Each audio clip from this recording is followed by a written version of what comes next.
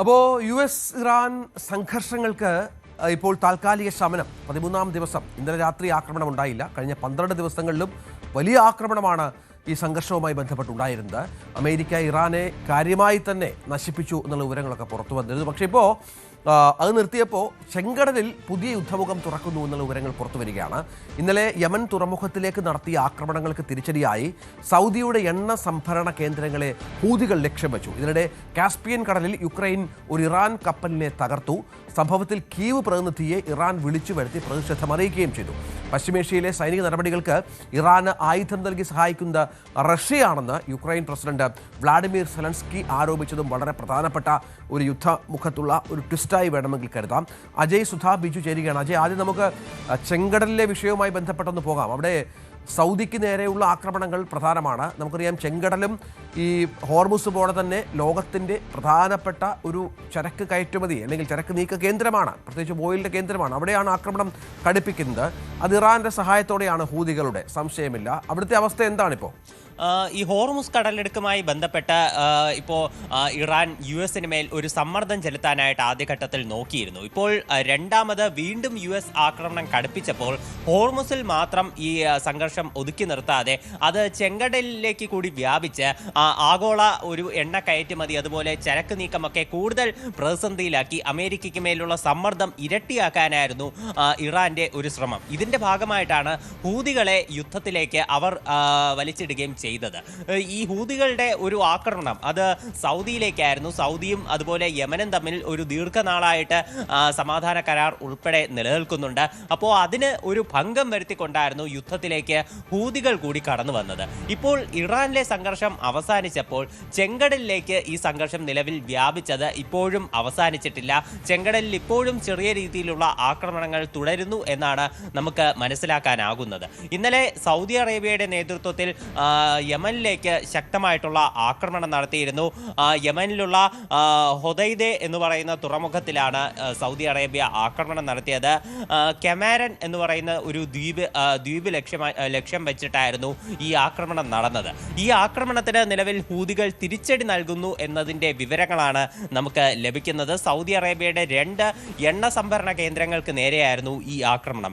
ജിസാൻ അതുപോലെ യാൻഡു എന്ന് പറയുന്ന 2 നഗരങ്ങളിലെ എണ്ണ സംഭരണ കേന്ദ്രങ്ങളെ ലക്ഷ്യം വെച്ചിട്ടായിരുന്നു ഹൂതികൾ ആക്രമണം നടത്തിയത്. എന്നാൽ ഇവിടുത്തെ നാശനഷ്ടങ്ങൾ എത്രമാത്രമാണെന്ന് നിലവിൽ നമുക്ക് മറ്റ് വിവരങ്ങളൊന്നും ലഭ്യമല്ല. എന്തായാലും ഈ ആക്രമണത്തിന് ബദലായിട്ട് സൗദിയും തിരിച്ചടി തുടരും എന്നുള്ള വിവരങ്ങളാണ് നമുക്ക് ലഭിക്കുന്നത്. ഈ ചെങ്കടൽ വഴിയാണ് യൂറോപ്പിലേക്കുള്ള പ്രധാനപ്പെട്ട ചരക്ക് നീക്കങ്ങൾ ഉൾപ്പെടെ നടക്കുന്നത്. ലോകത്തെ എണ്ണ കയറ്റുമതിയുടെ ഏതാണ്ട് 20% കേന്ദ്രീകരിച്ചിരിക്കുന്നത് ഈ ചെങ്കടലിലാണെന്ന് കാണാൻ സാധിക്കും. ഹോർമുസിൽ നിലവിൽ സംഘർഷങ്ങൾ ഒഴിഞ്ഞു നിൽക്കുന്ന പശ്ചാത്തലത്തിൽ ഗതാഗതം അത് കുറച്ചുകൂടി സുഗമമാണ്. എന്നാലും മുൻപത്തെ രീതിയിൽ, അതായത് ഇടയ്ക്ക് ഒരു ധാരണാപത്രം കൊണ്ടുവന്ന സമയത്ത് കടന്നു പോയിരുന്ന അത്രയും അളവിൽ കപ്പലുകൾ നിലവിൽ കടന്നു പോകുന്നില്ല. ഇന്നലെ US-ന്റെ ഉപരോധം മറികടന്ന് ഒരു കപ്പൽ കടന്നു പോകാൻ ശ്രമിച്ചിരുന്നു. ആ കപ്പലിന് നേരെ US ആക്രമണം നടത്തി എന്നാണ് വിവരമുള്ളത്. ഇറാന്റെ ഭാഗത്ത് നിന്ന് നിലവിൽ കപ്പലുകൾക്ക് നേരെ മറ്റ് ആക്രമണങ്ങളൊന്നും സ്ഥിരീകരിച്ചിട്ടില്ല. US നിലവിൽ ഇറാനിലേക്ക് മറ്റ് സൈനിക നടപടികൾ അടക്കം നിർത്തിവെച്ചിരിക്കുന്ന ഒരു പശ്ചാത്തലം കൂടിയുണ്ട്.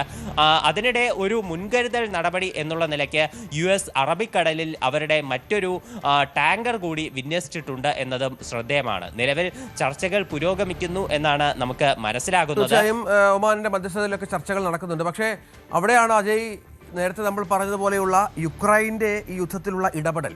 റഷ്യ യുക്രൈൻ യുദ്ധം അത് വല്ലാത്ത തരത്തിൽ കൊടുമ്പിരിക്കൊണ്ടിരിക്കുന്ന ഒരു സമയമാണ്. അവിടെ യുക്രൈൻ കൂടി ഈ യുദ്ധത്തിൻ്റെ ഭാഗമാവുന്നു. ഒരു ഇറാൻ കപ്പലിനെ തകർക്കുന്ന പശ്ചാത്തലമുണ്ട്. കീവ് പ്രതിനിധിയെ വിളിച്ചു വരുത്തി ഇറാൻ ഇതിൽ അതൃപ്തി അറിയിച്ച സാഹചര്യമുണ്ട്. മറ്റൊരു ആരോപണം, യുക്രൈൻ്റെ ആരോപണം, പശ്ചിമേഷ്യയിലെ സൈനിക നടപടികൾക്ക് ഇറാൻ ആയുധം നൽകുന്നത് റഷ്യയാണ് എന്നാണ്. അത് നേരത്തെ തന്നെ അമേരിക്കൻ രഹസ്യാന്വേഷണ ഏജൻസികൾ അന്വേഷിക്കുന്ന ഒരു കാര്യമാണ്. റഷ്യയാണ് ഇറാന് സാങ്കേതികവിദ്യ കൈമാറുന്നതിന് പിന്നിലെന്നുള്ളത്. ഇതിപ്പോൾ വ്ളാഡിമിർ സെലൻസ്കി ആ വിഷയം കൂടി പൊതുമധ്യത്തിലെത്തിക്കുമ്പോൾ, ചർച്ചയിലെത്തിക്കുമ്പോൾ അതിൻ്റെ എക്സ്റ്റൻറ്റ് കൂടും, സംശയമില്ല. തീർച്ചയായിട്ടും ഇപ്പോൾ കരിങ്കടലിലൊക്കെ കേന്ദ്രീകരിച്ച് യുക്രൈൻ്റെ ഭാഗത്തു നിന്നുള്ള ആക്രമണങ്ങൾ കഴിഞ്ഞ ദിവസങ്ങളിലെല്ലാം കൂടുതൽ വ്യാപിച്ചിരുന്നു. ഇതിൻ്റെ ഭാഗമായിട്ട് 2 ഇന്ത്യൻ കപ്പലുകൾ ജൂലൈ 18, 19 തീയതികളിൽ ആക്രമിക്കപ്പെട്ടു. ഇതിലേതാണ്ട് 5ഓളം ഇന്ത്യൻ നാവികർ കൊല്ലപ്പെട്ടു എന്നുള്ള വിവരങ്ങളെല്ലാം നമ്മൾ കഴിഞ്ഞ ദിവസം വിശദമായിട്ട് തന്നെ ചർച്ച ചെയ്തതാണ്. ഇപ്പോൾ ഒരു ഇറാനിയൻ ടാങ്കറിന് നേരെയും ആക്രമണം ഉണ്ടായിട്ടുണ്ട് എന്നുള്ള വിവരമാണ് ലഭിക്കുന്നത്.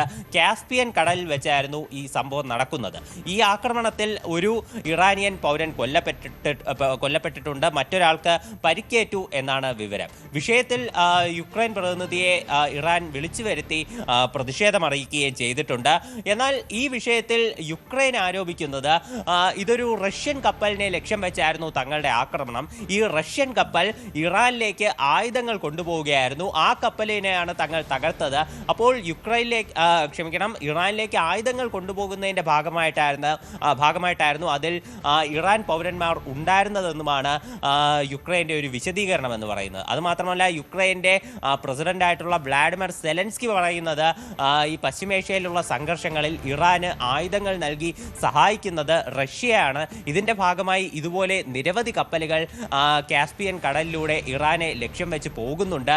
മറ്റ് കരിങ്കടലിലൂടെയും ഇത്തരത്തിലുള്ള മറ്റ് ഗതാഗതങ്ങൾ ഒക്കെ ഉണ്ടാകുന്നുണ്ട് എന്നാണ് സെലൻസ്കിയുടെ ഒരു ആരോപണം. ഇതിനെ സംബന്ധിച്ച് രഞ്ജി സൂചിപ്പിച്ചതുപോലെ തന്നെ അമേരിക്കൻ രഹസ്യാന്വേഷണ വിഭാഗത്തിന്റെ ചില സംശയങ്ങളുണ്ടായിരുന്നു. എന്നാൽ ട്രംപ് ഇതിനെ തള്ളിക്കളയുന്ന ഒരു നിലപാടാണ് സ്വീകരിച്ചത്. അതായത് പുടിനോട് താൻ ഈ വിഷയത്തെ സംബന്ധിച്ച് സംസാരിച്ചിരുന്നു. ഇത്തരത്തിൽ ഇറാന് ആയുധങ്ങൾ നൽകി സഹായിക്കില്ല എന്ന് പുടിൻ തനിക്ക് ഉറപ്പ് നൽകി എന്നായിരുന്നു ട്രംപിന്റെ ഒരു വാദം. പക്ഷേ നിലവിൽ അത് പൊളിക്കുന്നതാണ് സെലൻസ്കിയുടെ ഇപ്പോഴുള്ള ആരോപണം എന്ന് പറയുന്നത്. പക്ഷേ ഇത് തെളിവ് സഹിതമൊന്നും തെളിയിക്കാൻ സാധിച്ചിട്ടില്ല. ഇറാൻ എന്തായാലും ഇതിന് മറുപടിയും പറഞ്ഞിട്ടില്ല. ഉടൻ തന്നെ അവരുടെ ഭാഗത്തു നിന്നുള്ള പ്രതികരണങ്ങളും നമുക്ക് പ്രതീക്ഷിക്കാം. ശരി, അജയ് സുധാ ബിജു വിവരങ്ങൾ പങ്കുവച്ചു.